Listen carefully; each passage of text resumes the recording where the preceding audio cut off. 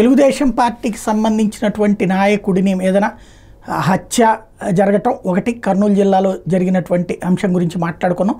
అదే సమయంలో అక్కడ పాణ్యంకి సంబంధించినటువంటి ఇన్సిడెంట్ వాళ్ళ తుపాకీతో కాల్చింది చూసుకున్నాం. అయితే వైఎస్ఆర్ కాంగ్రెస్ పార్టీ కార్యకర్తని అదే కర్నూలు జిల్లా బెళగల్ మండలంలోని చింతమానుపల్లి గ్రామంలో టీడీపీ నేతలు రెచ్చిపోయి వైఎస్ఆర్సీపీ కార్యకర్త ఆటో బొడ్డని హత్య చేసేందుకు తెగబడ్డారు. పక్కా ప్లాన్ ప్రకారం పట్టుడు కర్రలు ఇనపరాడతో హత్యాయత్నం చేయడంతో పాటు ఆయన కుటుంబ సభ్యులు ఇద్దరిని చితకబాదారు.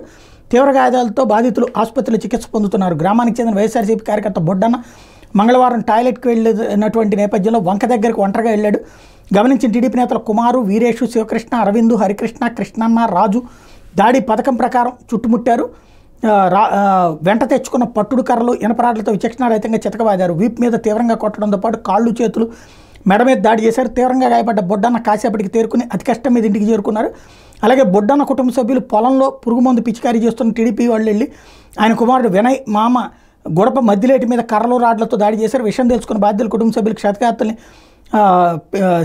బెళగల్ పోలీస్ స్టేషన్కి తీసుకెళ్లి అక్కడ ఫిర్యాదు అనంతరం కర్నూలు ప్రభుత్వ ఆసుపత్రికి తరలించారు. ఇక్కడ విశేషం ఏంటంటే ఈ వార్తని సాక్షి కూడా 3వ పేజీలో ఒక మూల రాసుకుంది. సొంత కార్యకర్తని మీద హత్యా ప్రయత్నం జరిగితే తెలుగుదేశం అని మాత్రం రాసింది. అది మరి తెలుగుదేశందా కాదా లేకపోతే స్థానికంగా జరిగినటువంటి గొడవలా అన్నటువంటిది అయితే తెలియదు మనకి.